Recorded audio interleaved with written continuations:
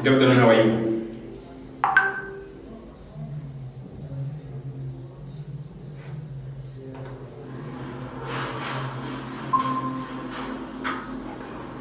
Good afternoon, can you hear me? Yeah. Hi, you can unmute.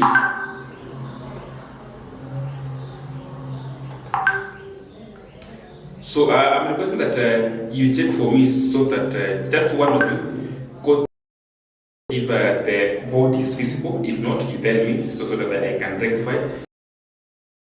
Being written on the board is visible.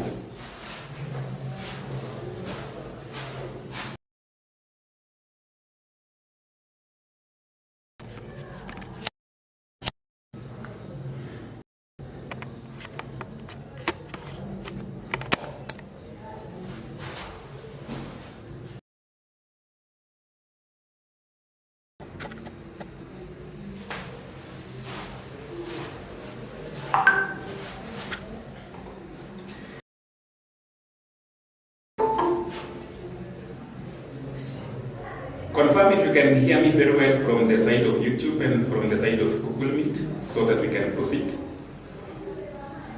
If you can hear me, just indicate a comment so that you can hear me. If you can see what I've written on the board, still write so that I can actually confirm on the same. Otherwise, how is your afternoon? How are you doing?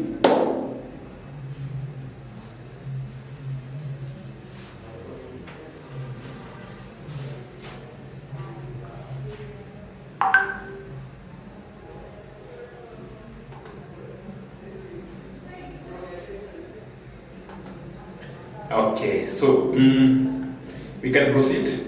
And today we are discussing simple classification of substances. Just like I had said in our WhatsApp group, those we share the same WhatsApp group, I do make communication there. At the same time, I'll be sending past papers there.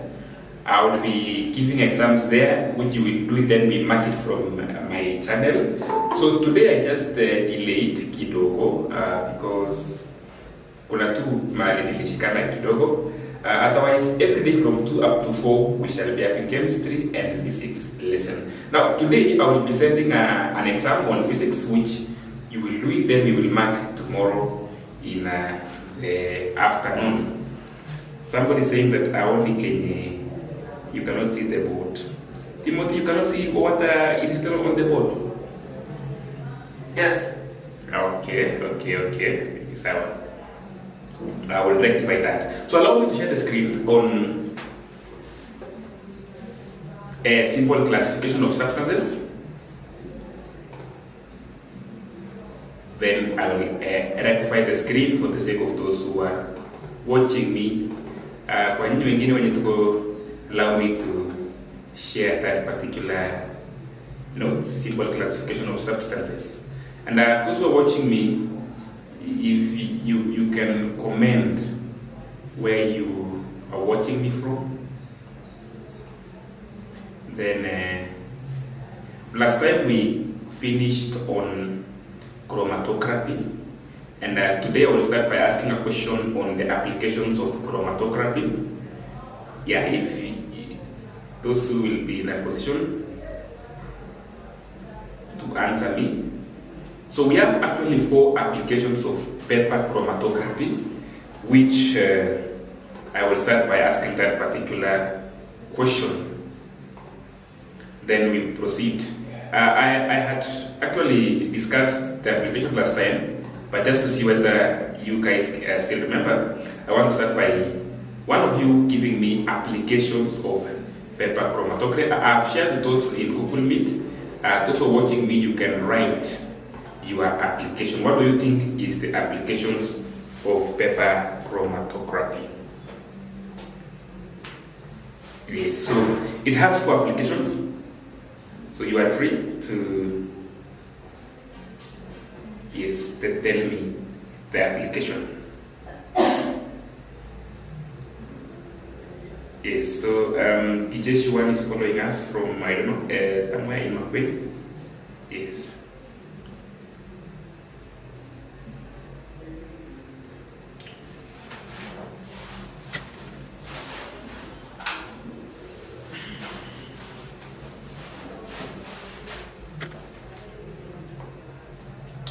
So we have 4 applications which I can read it for you for today.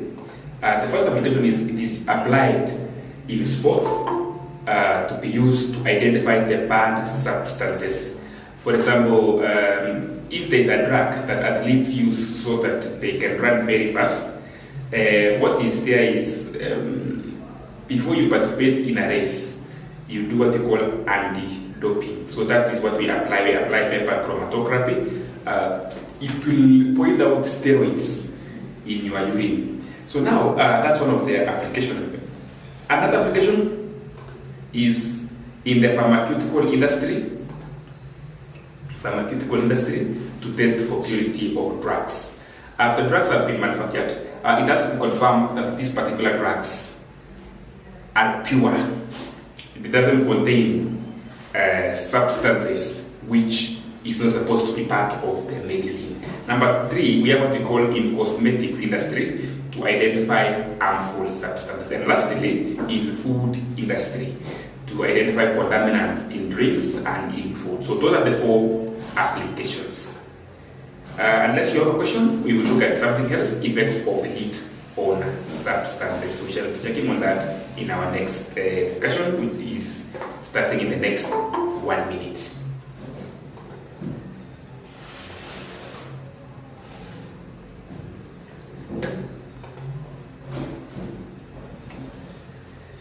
Okay, those who are following me live, you can tell me where you're watching me from as we are getting ready to start our lesson on effects of heat on matter. We are going to see very many things. We're also going to discuss on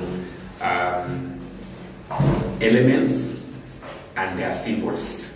It's a Form 1 work, but I encourage Form 2, 3 to be attending it. By next week, by the way, I will be done with Form 1 work. I will be starting Form 2 work, but for this week, allow me to continue dealing with Form 1 work. Like on Monday, we will be discussing on acids, bases, and indicators. So keep on every day, be here, be following me from 2 up to 4 p.m. Yes, and if you have any question, you can easily ask. Like, there's someone who had texted me kwa WhatsApp, akaniambia kuna swali.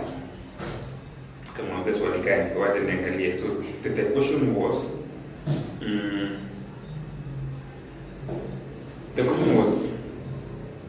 let me see the question. Okay. The question is, why is filtration preferred to decantation in separation of substances? Why is filtration preferred to decantation in separation of substances? Who can try that one? Why do we prefer filtration than decantation?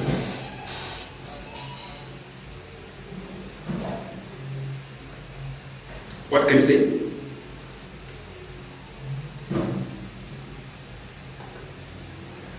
I mean, during separation of substances, filtration is a method and decantation is still a method.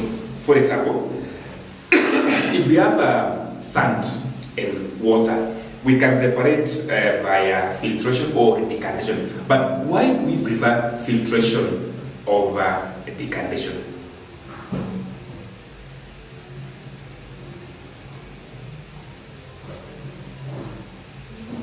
Yes.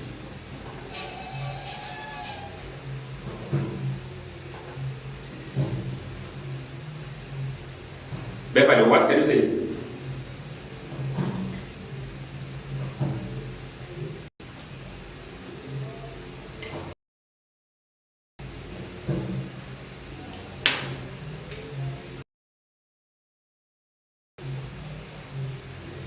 Beverly, you cannot answer the question. What can you say, Unicity there?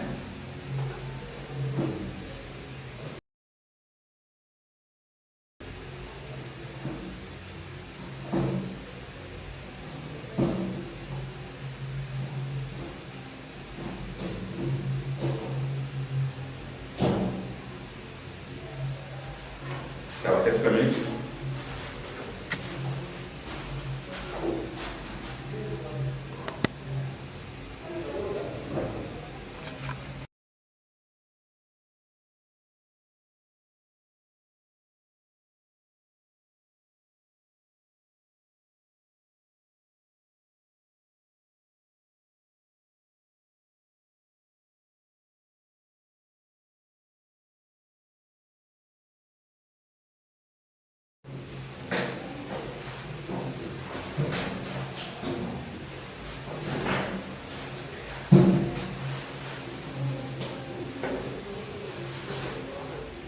So let's look at our today's topic.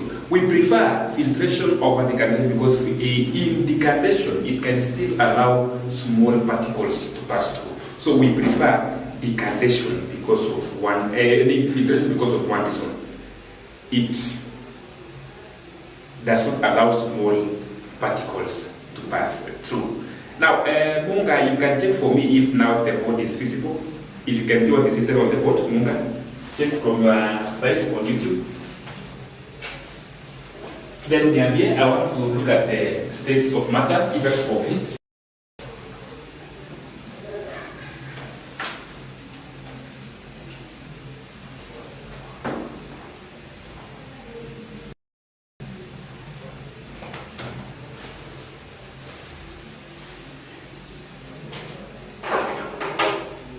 So, our topic is effects of heat on substances.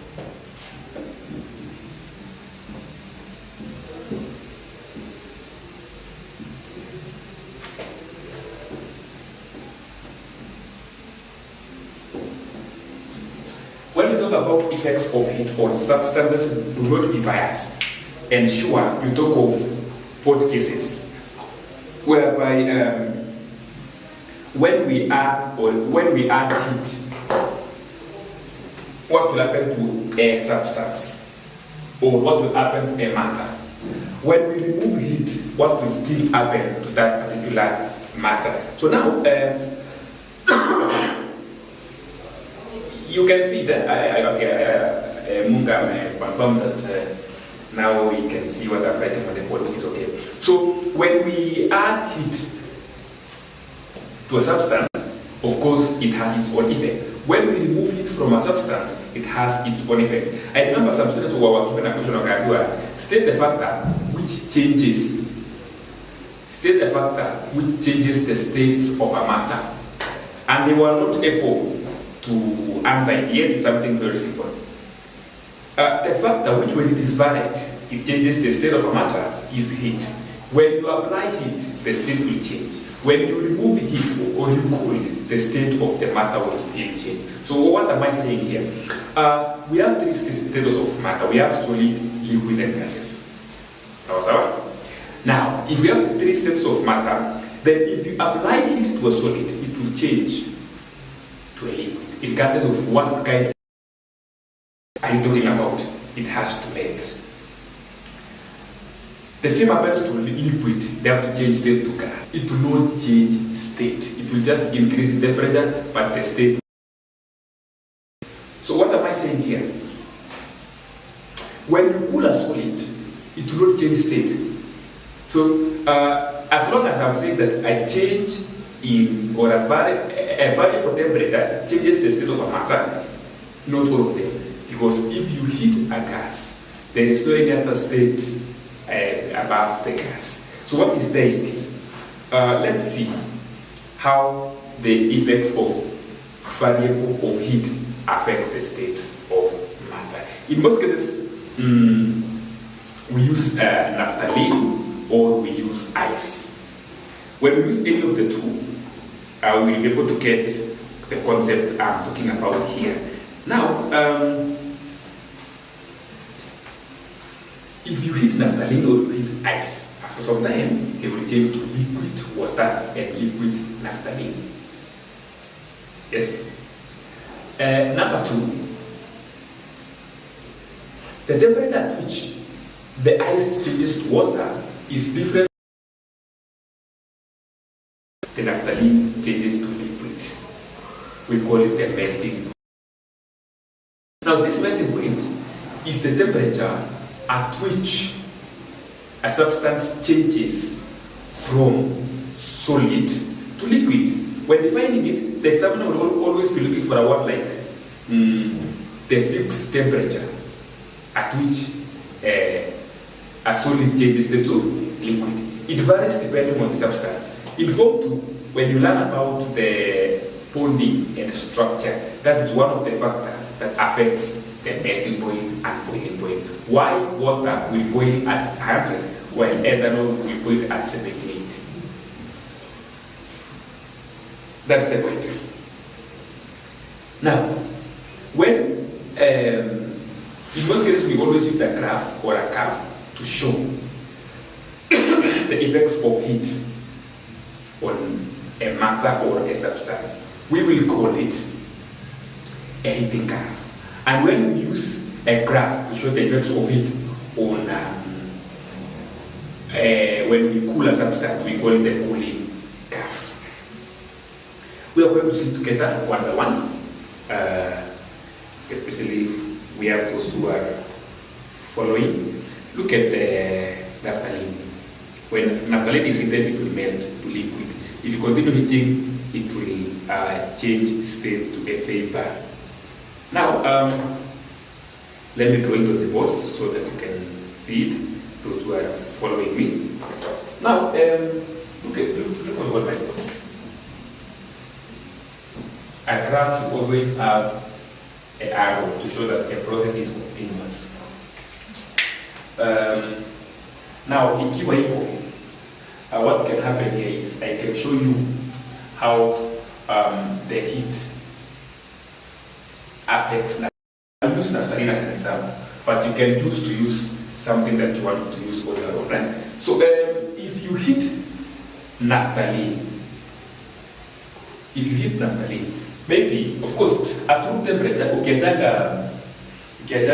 heat site like in this room, like in this water now. This water is, I'm sure it's at room temperature, around 25 degrees Celsius. But if the room is cold, it may be at 15. So if I apply some heat to naphthalene at 15 degrees Celsius, it will rise this way. It will flatten.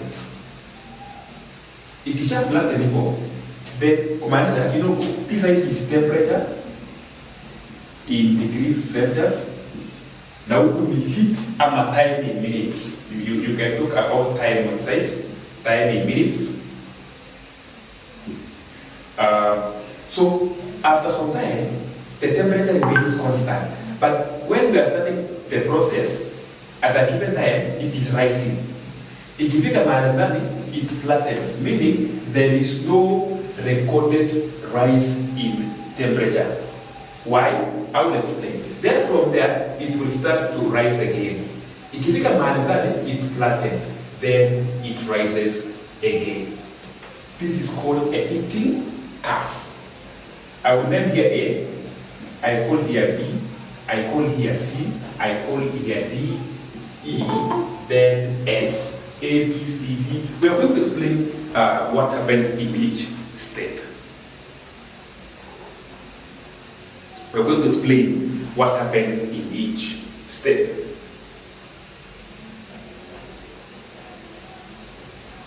Good. So we have this step, A, B. I'm a stage A, B, whatever you call it. Can you see what I'm writing on the board, girls and boys?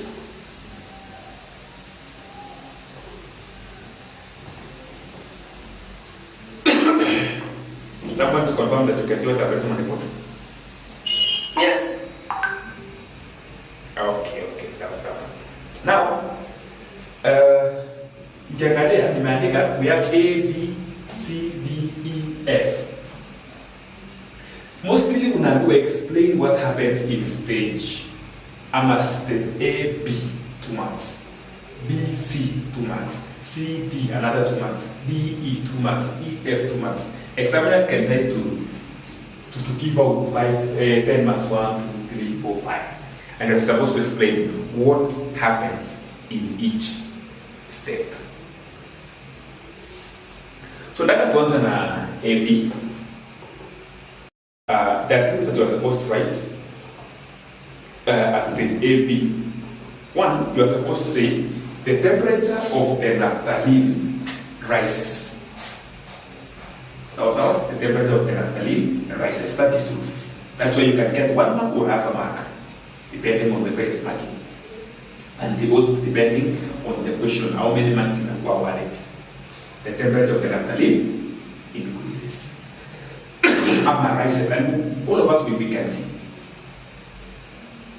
Then, the other thing that happens at AB is the kinetic energy of the particles, molecules of naphthalene increases. So tunakumbuka venye solids, the particles imekaa hivi. This is that's what increases.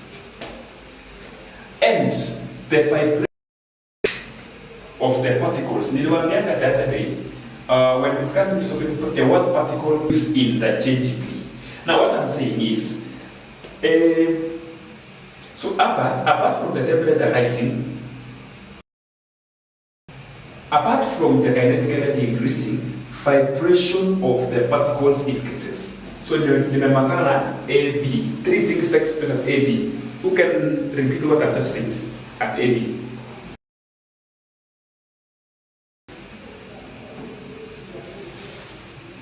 Okay?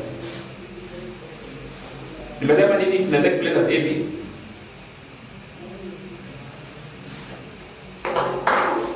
Yes, Reagan?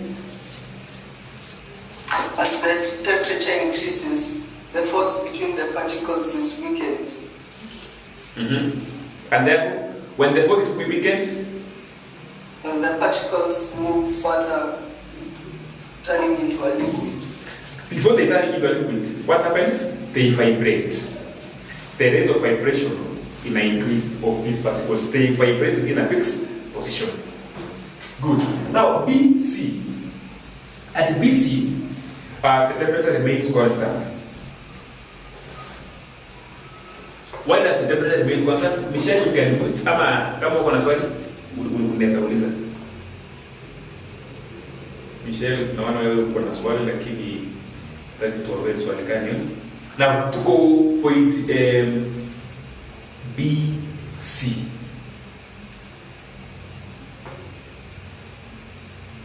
The temperature remains constant. The temperature remains constant at point BC because of this reason.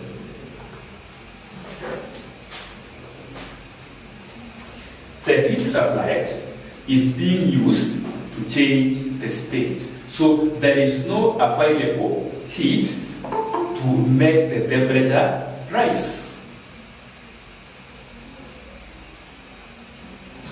Are you together? The heat supplied is being used to do what? To raise the temperature. The heat being supplied is used to change the state. So there is no heat available to change or to raise the temperature.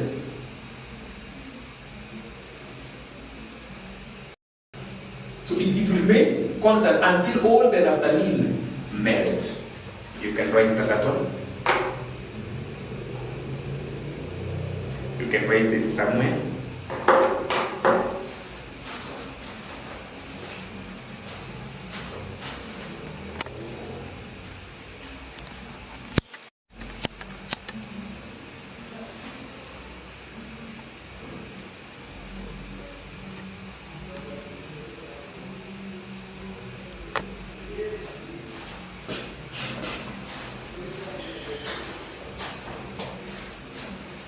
We can proceed, right? Someone wants to join class, let me admit.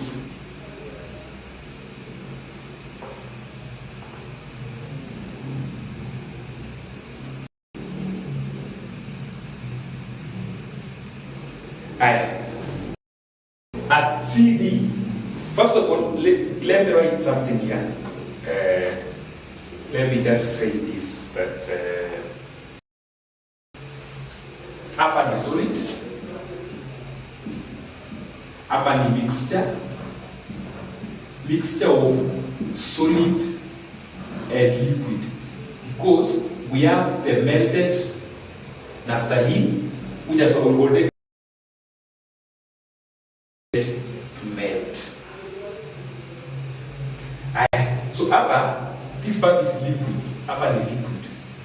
What takes place between C and D is the rise in temperature. The temperature rises simply because the heat is being supplied and it's not changing state. And at point C, the kinetic energy of the particles of the liquid naphthalene also increases. Number 2 or number 3, the vibration of the particles increases. And remember, the particles, the force holding the particles together have been weakened. Yes, so that is between C and D. Let me give 1 minute, let me just do some settings. Don't go to the last one. We proceed as one of you will come and tell me what happens at between state D and E.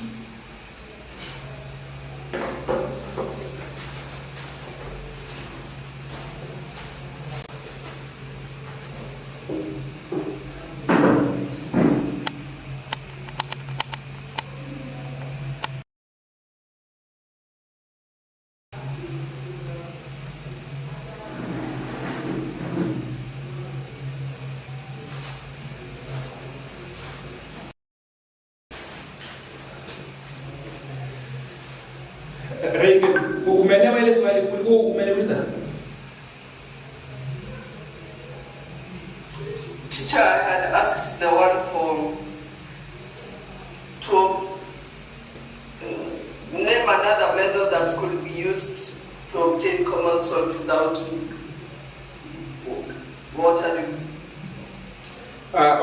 This 5E Roman, to name another method that could have been used to obtain common salt. Water not required.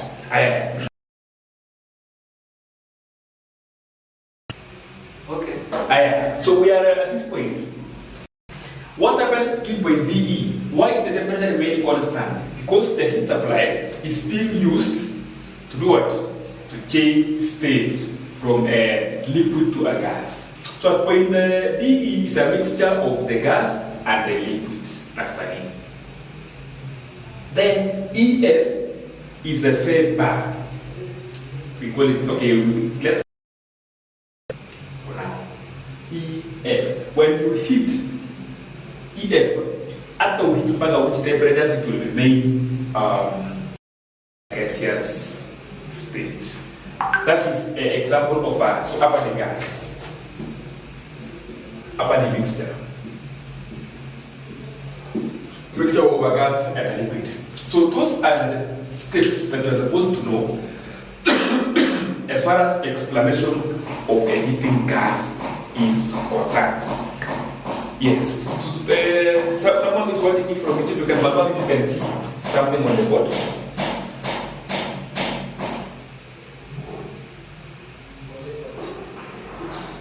Yes. Allow me to sketch a cooling curve. This is called a heating curve. This one. It's called a heating curve.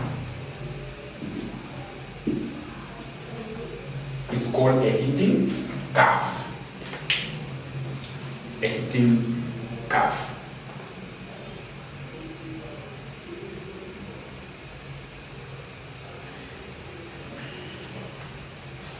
So, can I get to the cooling curve now? Nani wana swali ya heating curve? So can we get to the cooling curve? Janice Mumbi. Yeah. Umeelewa hiyo? Kuna maswali zitakuja after this right now, so make sure umeelewa. Let me clear the board now.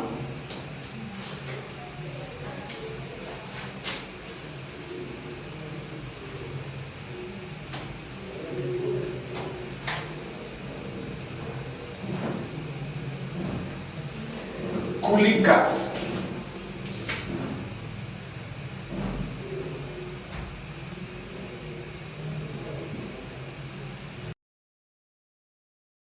Degrees Celsius and this is time.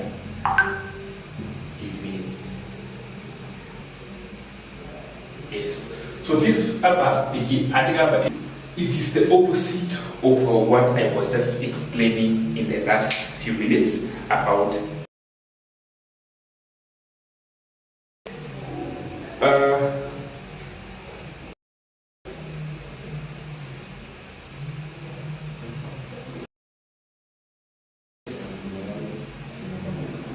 between AV, this one is a gas. Hapa ni mixture, na nikisema mixture ushike ni mixture ya nini? Ni mixture ya gas which has already changed to liquid and some gas which has not changed. Hapa is another mixture of liquid and solid. So when you are cooling a substance, you are simply removing heat from it. And therefore, when you are removing heat from a substance, you are lowering the kinetic energy and you are increasing the forces of attraction between the particles or simply between the molecules. Yes, that's what you need to know. Number 3 also, when you are removing heat, you are increasing the force of attraction, and therefore you are reducing what we call intermolecular forces of attraction. So the distance will reduce. Kumbuka, if this is the distance between the particles of a gas, the molecules of a gas, for a liquid they are close to each other, but for solid they are in contact.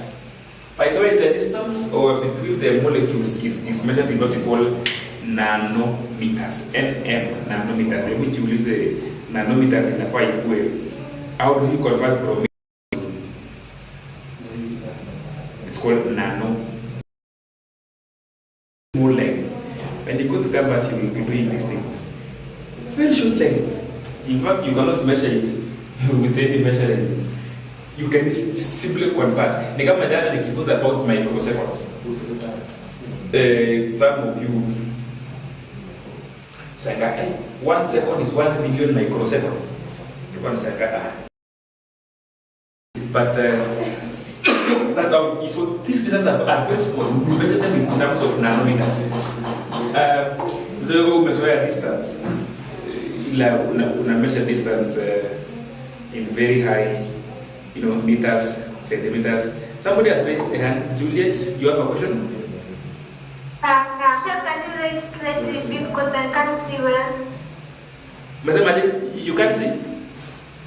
I can't see the board well. Let's like slightly big. Oh, you go kubwa kidogo? Yeah, I will. In fact, I will try it very big now. Are you seeing a curve, a cooling curve?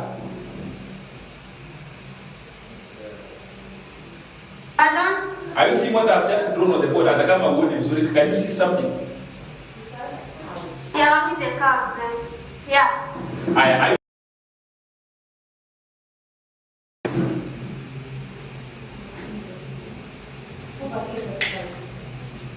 and C here. And E at Yeah. Okay, then we have E, then we have F.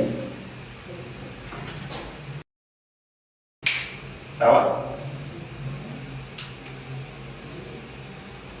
Now, Yes. between A and B, the state of that particular matter is a gas. What happens at AB is the temperature lowers because cooling is taking place. And therefore, the kinetic energy between the particles of the gas at AB decreases. And the distance of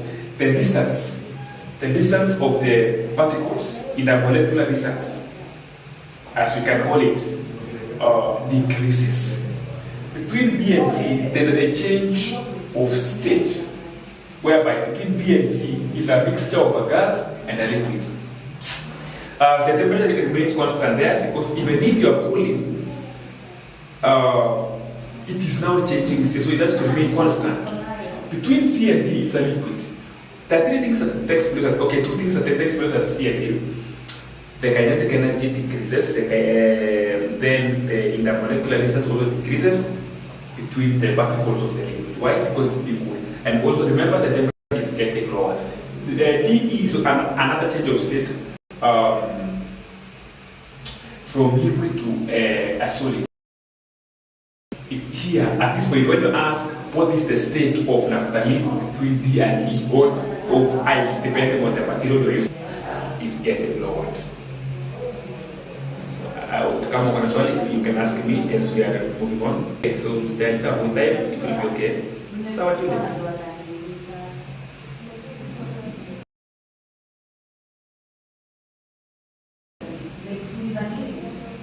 Yes. We can proceed. But focus on what I'm writing. So, taka tuendelee kidogo. I want us to look at what we call, okay, I will not talk about the heating of water because I've seen, but kuna kitu fulani nataka niongelee. How do you, or how can you use a heating curve to distinguish a pure substance from impure substance? How can you use a heating curve or a cooling curve to distinguish between a pure substance and that of impure substance? Let me hear from you, one of you. If you heat the substance and it has a sharp corners on the boiling point, the substance is pure. Malaysia? But if the corners are not sharp on the boiling point, the substance is impure. Now, look here.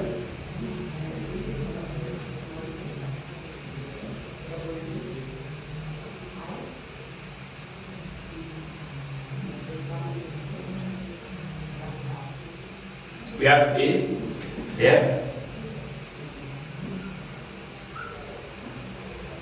Then we have B. Between A and B, which one shows a heating curve of a pure substance? For those who can see it.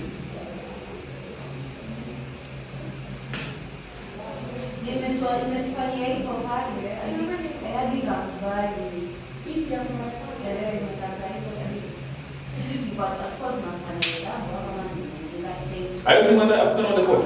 Now, A, big that one of you can see it's very sharp. It's very sharp. But for B, it's not sharp. It's colorized. So A is for pure. B is for impure.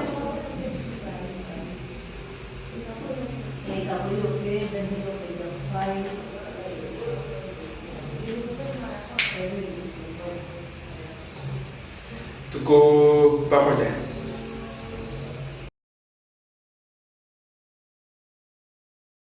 Sawa. Let's proceed now. A pure substance like water melts at a constant. By the time it is shifting from 0 to 1 degrees Celsius, all the ice has melted. But if it is not pure, itaanza kumelt na -1. Ifike 0, iendelee kumelt even up to 1 or 2 degrees. Will melt at a range of temperature, range from this to this. Lakini kama I'm telling you,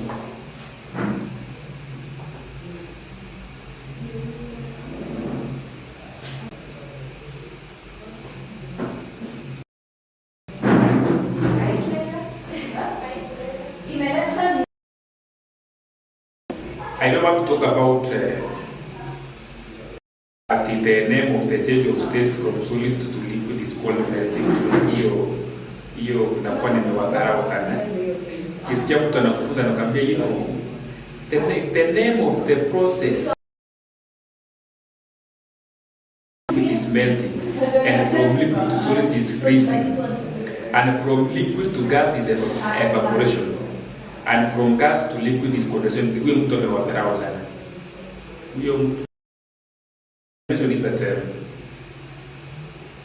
the one that can change directly from solid to gas, the process is sublimation, and the opposite of sublimation is deposition. Now let's look at what we call kinetic theory of matter. Kinetic theory of matter. In this theory, we always say that matter is made up of particles which are in continuous state of motion, and the particles are represented differently because of the difference in the forces of attraction. What then what we talk about so that you can see the difference actually? Yes.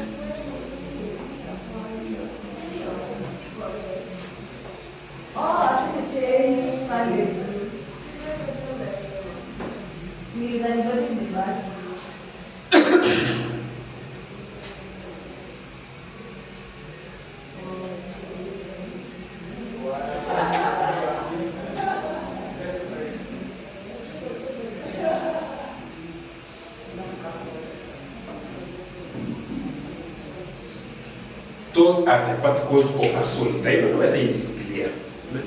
It's like what was born.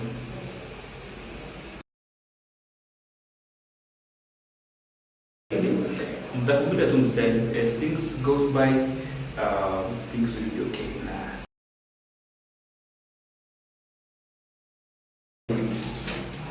Yeah, liquid, you can.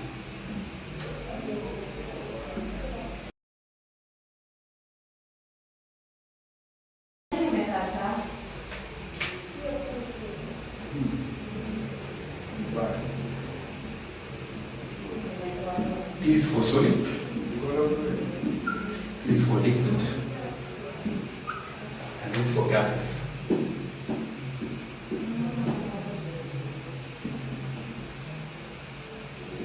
Okay, what am I getting again? For gases.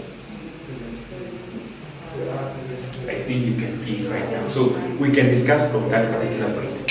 For the solid, they are closely packed in a definite pattern. Why? There is a high forces of attraction. We call it the intermolecular force is very high in solids. In liquids, the intermolecular forces of attraction is less compared to those of solids, but greater compared to gases. Now, the intermolecular distance of liquids somehow will go more compared to those of the solids, but less compared to the ones for the gases.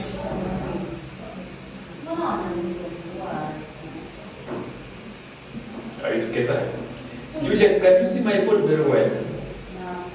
So that's how it is. That's the intermolecular force of attraction that is responsible for the position of the particles. Yes. These ones, the particles are widely separated, and the particles are independent of each other. The particles are close, but not like those ones over there, solids. And they move within the container. This one, the particles are in a fixed position. And I think I've explained that. So let's not get there so much. Now, I want us to let me say this. Now that we have said that impurities affects the melting point and boiling point. To be very specific, impurities lowers the melting point and raises the boiling point. What is the application? It has two applications. One, clearing of ice from roads in winter or the temperate countries by spreading common salt on the ice. Then we have extraction of metals from their ores. If you figure from 4 atomic metals in chemistry, you will be able to learn from it very well. So that's the point. If you have any question, you can put it somewhere there. Criteria of purity. Pure substance melts and boil at a constant temperature, which are very specific to a given substance. Like water, it is 0 degrees Celsius. But if this is not pure, it will melt at a range of temperature. Good. So, I want us to go back to some questions kidogo. I want us to go to the questions kidogo. But before we look at the questions, there's what you call constituents of matter. In our lesson on Monday, before we start what we call acids, bases, and indicators, in our lesson on Monday, I would discuss what we call permanent and temporary changes. But for today, I will look at the constituents of matter. After looking at the constituents of matter, we look at some few questions here and there. So there are some terms. There are some terms that you have to master them. If you cannot master them, then you go ahead and you cram them, because you have to have them in your brain. Upper and lower option. Now, we have the following terms. One, element. I will clean the words so that we can define them.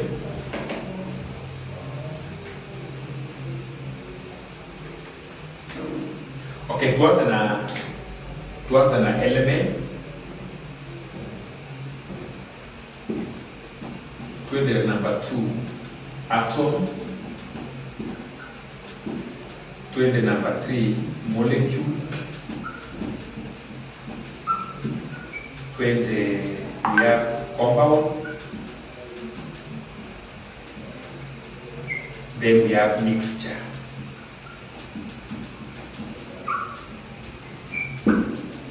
We have mixture.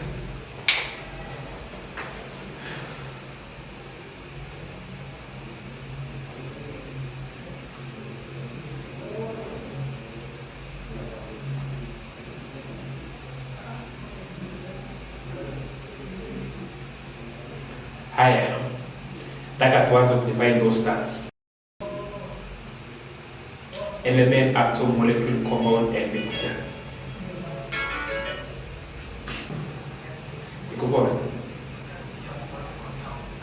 In fact, niko nakuja tukimaliza.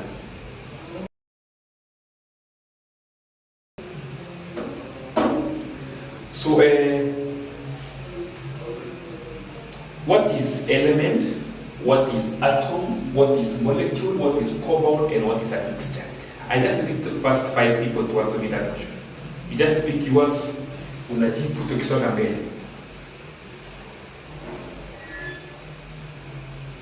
Tuanze na nani?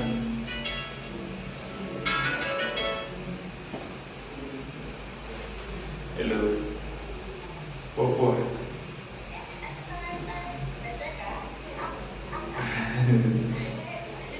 In fact, wewe ndio yako ita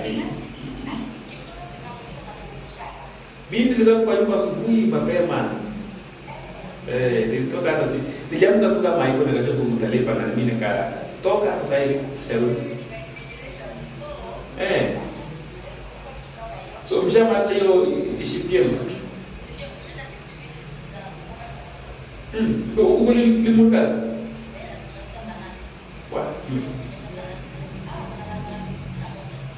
Itu kena laboratori kita. Situ kena.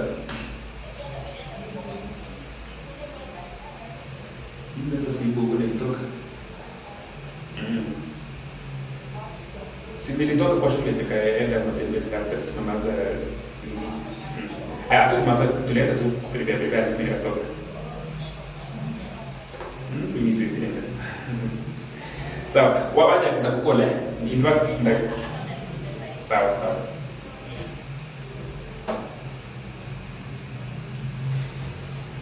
So which one will you define? Element, atom, ama molecule, ama compound, ama mixture? Stefan ya anatuambia atadefine gani? Regen utatubia gani?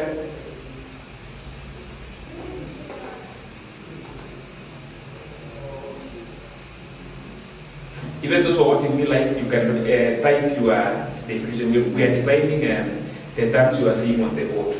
We are defining element, atom, molecule, compound, and a mixture.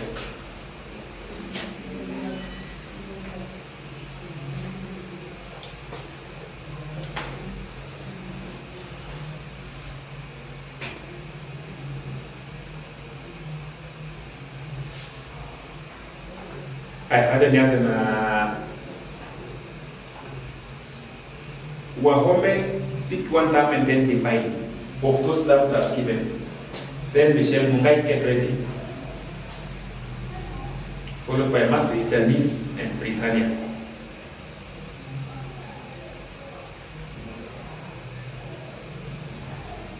And we try to save time below. Number 2. Okay. An atom is the smallest particle of an element which can take place in a chemical change. Yes, we can take part in a chemical change. The smallest particle of an element which can take part in a chemical change. Aya, Michelle amesema hana network lakini anataka. Juliet Mas.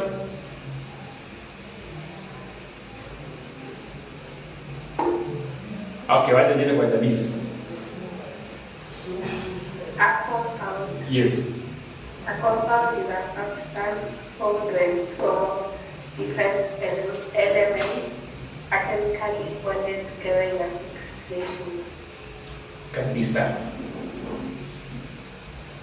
So, after this, we're going to see examples of compounds and the elements making up the compound. And if you have to separate them, you have to use chemical means. Back to, Alana, can you answer one? So, E imesema compound has gold, atom has gold.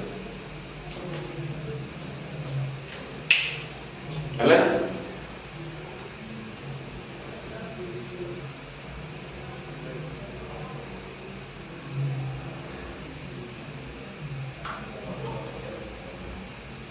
Okay, tuachana Alana. Back to home.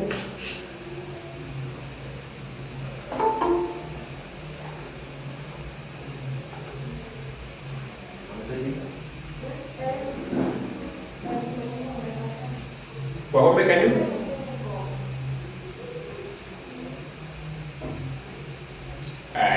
Hiyo ni kama huwa kumajui.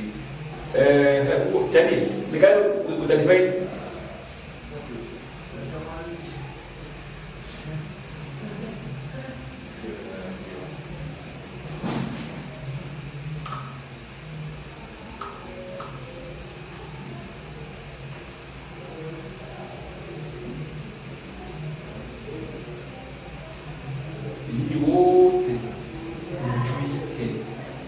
That one is very dangerous. Haya, sawa. Let me see kama watu wa YouTube wamejibu. Wao pia wajui. Haya. Twende basi. Can you take your pen write this then? Now that nionyesha ya kwamba so those are the element. Pure substance which cannot be split into simpler substance by chemical means. A pure substance that cannot be split into a simpler substance by chemical means. That is called element. Molecule is defined as the smallest particle of an element or a compound which exists separately. The smallest particle of an element or a compound which can exist separately. Like this is a compound, ammonia, inaandikwa NH3. This is called ammonia, it's a molecule. Hydrogen inaandikwa H2, it's a molecule. Lakini nikiandika H alone, this is atom and this is a molecule. That is the difference between the two.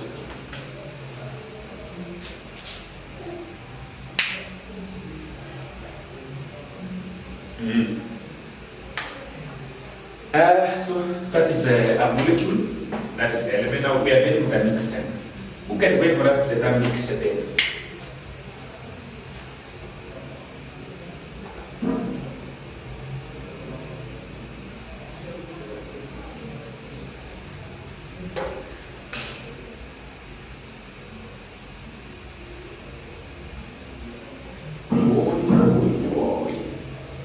Two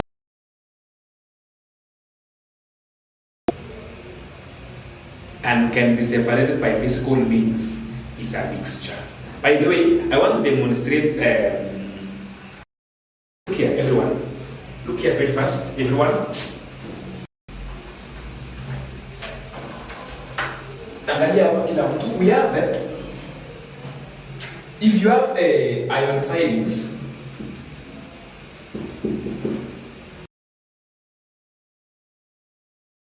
with sulfur, just mixing. Yani umechukua spoons mbili, this is a mixture. In this mixture, you can still be able to see with your eyes the gray particles,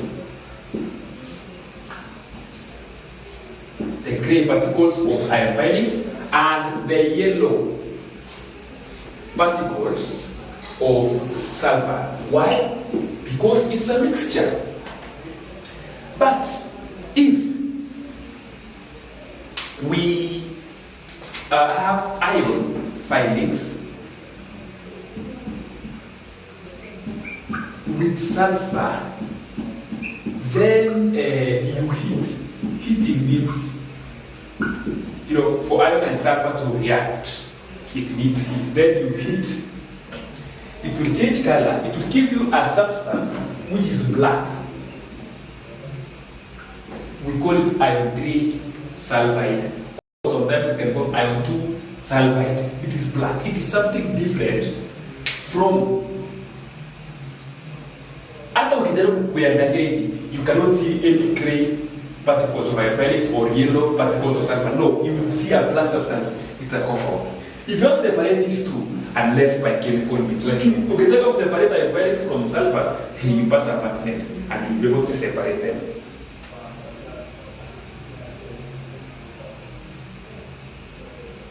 Yes? Yeah. So that's the difference between a mixture. So in compound, it's a compound now. But clearly, mixture.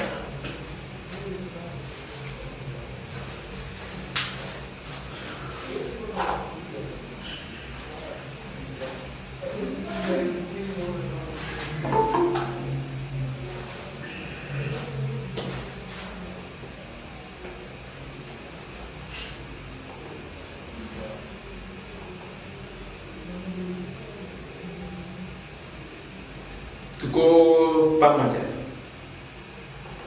Can you proceed? Say yes or no. Can you proceed? Okay. Juliet amesema you can proceed. Now, we can proceed.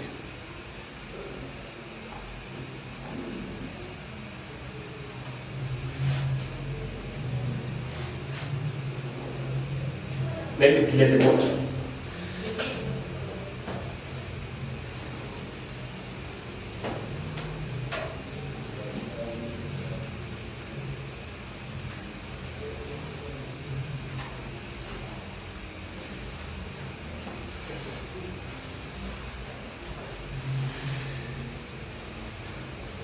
For those who are following me from YouTube, nimwambia mnisalimia, andika tu hi. At least nijue wanafunzi wangu wanasalimia.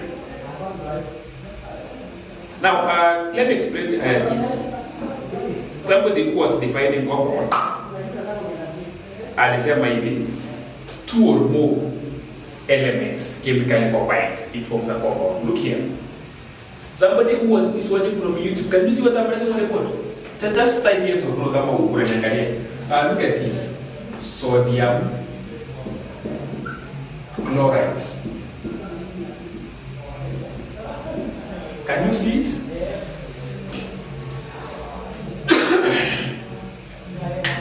Then we have sodium sulfate.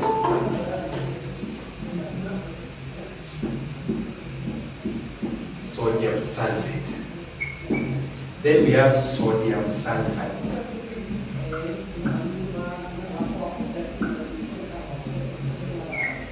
Then we have sodium. Sodium sulfide. Sodium sulfide. Now, I want these are compounds. The first compound I've said sodium chloride, sodium sulfate, sodium sulfide, sodium sulfide. Mkali always can differentiate hizi mbili, sulfite na sulfide. Anyway, it is out. So I want us to name the elements present in these particular compounds. Thank you, Amy, for confirming that you can see what I'm writing on the board. Nataka tuanze at the first compound, sodium chloride. It is made up of sodium and chlorine. It is made up of sodium and chlorine. Ya pili, sodium sulfate. Angalia, ukiona compound inaishia na ATE. You the oxygen. So sodium sulfate is made up of sodium, sulfur, and oxygen. Sodium sulfite, pia ITE. Ukiona ITE, it's made up of oxygen. Sodium sulfite, sodium, sulfur, and oxygen. What is the difference?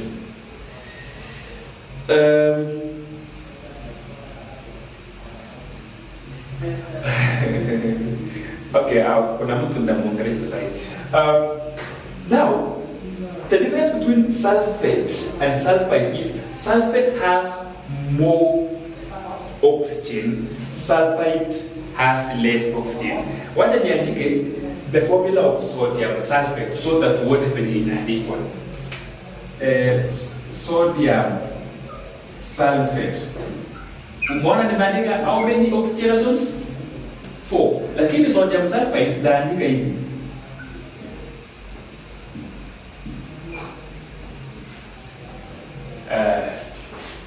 I think now you can see what happened. Simply count sodium sulfate, sodium sulfite. Sodium sulfate is made up of Na2SO4.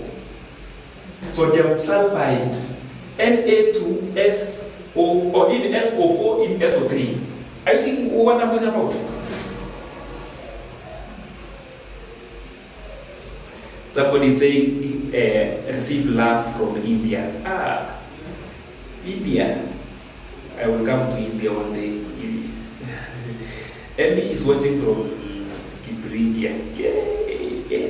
Emmy, but thank you for watching me. Please, you can share my channel. I always teach from 2 to 4 p.m. and thank you for that. Now, today, sodium sulfide is IDE. Now, this one, it is made up of sodium and sulfur only. Sodium and sulfur. He given the sodium and chlorine. So, formula is sodium chloride. Formula is sodium sulfide. Sulfur got a valence at sulfur 2, going to valence at 2. So it's going to be Na2S. It is also F valence sulfide, India sulfate, sulfite, India sulfate, India chloride, sodium chloride. Mpaka hapo umeelewa kenye nimesema? Someone to confirm from YouTube that you can understand me. Kama tu umeelewa venye nimeeleza hizi, you say yes. As I also try to hear from those who are say that. Thank you. Yes. Yeah, thank you, Wahome. So I want us to get some questions here and there. I want us to get to these particular questions like name the elements present in sodium hydroxide. Sodium hydroxide. Those who are informed kidogo wanaweza kosa kuelewa hiyo, lakini mnio forgive me. Next week I will teach you about chemical elements and compounds.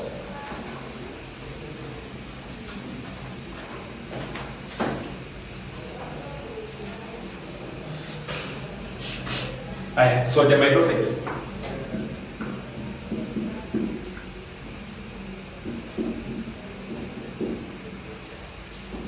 Elements present in sodium hydroxide. Write for me on the comment section and on the chat section. on the comment section and on the chat section. Those who are on YouTube, just on the comment section, what are the elements present in sodium hydroxide? Na nyinyi wenye mko side nyingine mniandike kwa chat section, what are the elements present or making up sodium hydroxide?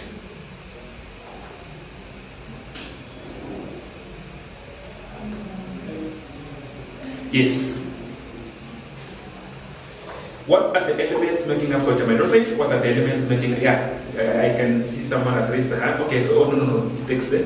Michelle Mungai, a good friend of mine, and said sodium, hydrogen, and oxygen. Yes. Let me hear from sodium, water, and oxygen. Let me. Somebody else says sodium, hydrogen, and oxygen. Good. So allow me to explain this. Angalia everybody. Mwaso Emi, look here. Sodium hydroxide is written this way. Check on my board. Sodium hydroxide. Nimeandika kubwa because kuna mtu anasema aone vizuri. Yes. Kiangalia pale sodium hydroxide. What can it be? First of all, we have sodium here. Can you see that? Number 2, we have oxygen. Then number 3, we have hydrogen. Those are the 3 elements making up sodium hydroxide. Nataka nipeane ya mwisho. Write for me the elements making up aluminium carbonate.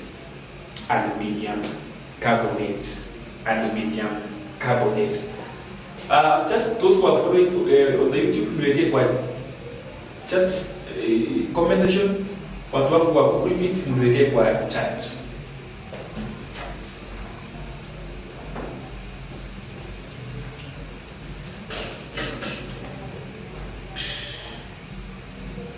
Aluminium carbonate.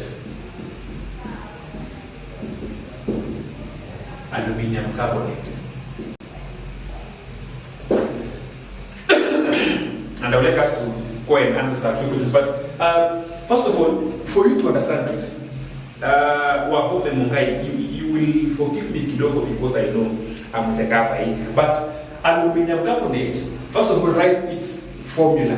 Then give me the elements making up aluminium carbonate.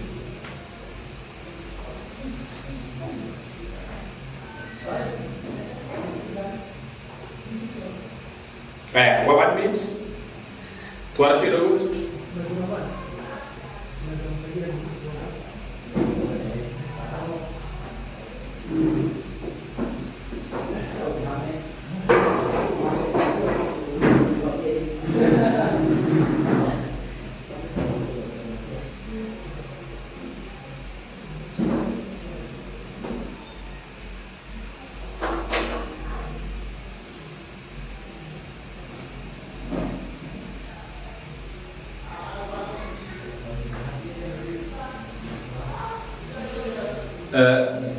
Binti anasema Ami amesema aluminium carbonate oxygen. Thank you. Ami, you are very correct. Binti amesema aluminium, oxygen and CO2. It's okay, but hiyo CO2 nataka usplit. Nataka useme kama vile Ami amesema.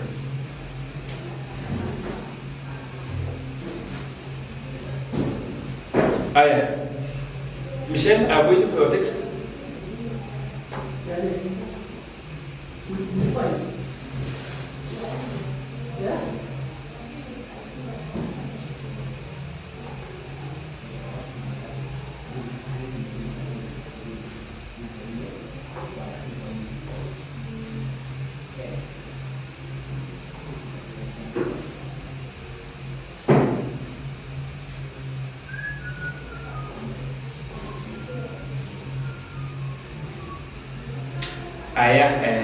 Look here, everyone.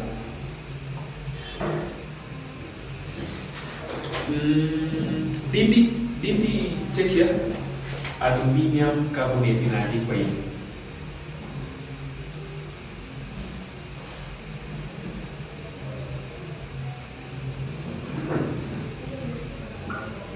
This aluminium carbonate.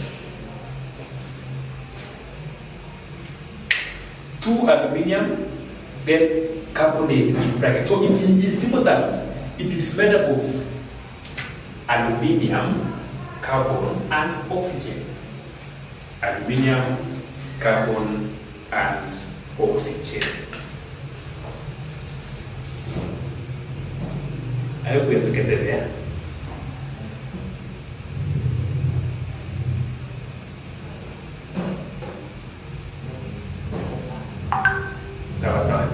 I would like to stop there for today. We shall meet. Kuna paper, the Juliet must be receive text yako, aluminium, carbon, and oxygen well. Kuna paper ya physics ya pressure, ndatuma kwa group leo. Make sure you revise. We shall be discussing it tomorrow from 2 mpaka 4 tomorrow afternoon. Yes. So somebody is raising hand for home. What about the question?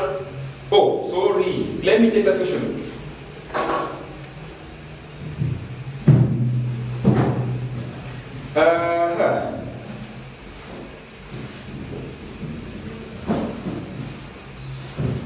Where is the common salt? Mixture C is made up of copper 2 oxide and common salt. It was evaporated to dryness using a sand. Why was water by the head sour? Name another method that could have been used to obtain. Hii method ingine iko sawa, lakini iko mbele yako, inaitwa fractional crystallization. Wahome andika hiyo fractional crystallization. Sawa.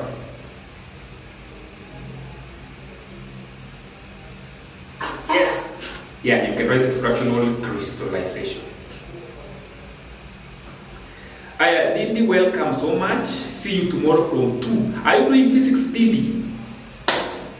Kama unafanya physics, sema yes.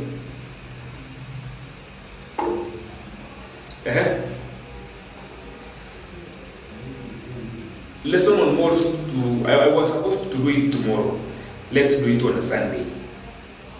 Moles. No, but kesho wawacha nifanye pressure. Can you agree? I read my WhatsApp group, Nani. I read the WhatsApp group. Beverly, tufanye nini hiyo lesson ya moles? I need a big time. Tunaweza fanya next Saturday asubuhi.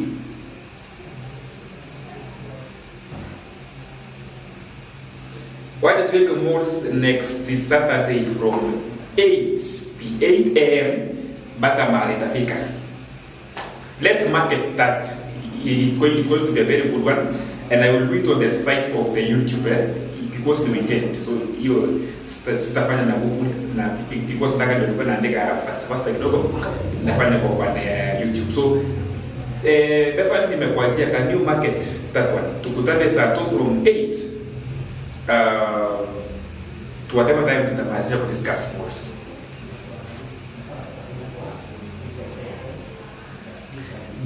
Dindi amesema anafanya physics. So are you in any of my WhatsApp group, Dindi? I send you maswali ya kesho yenye tutadvise kesho. Ami, no problem. Ami is from Kibiringi. Thank you girls and boys. Receive a lot of love from Ambassador Foundation.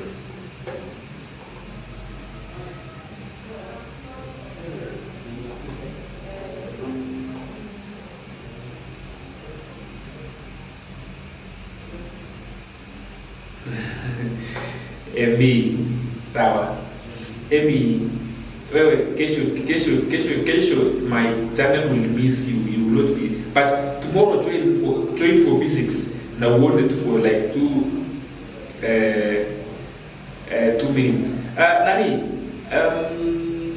Didi, can you WhatsApp this number? You will be added to our WhatsApp group 0740619025. Nimeandika hapo kwa chat. So that number, copy that number, just say add me to the WhatsApp group. We will add you to our WhatsApp group where we share resources. Right together, Didi.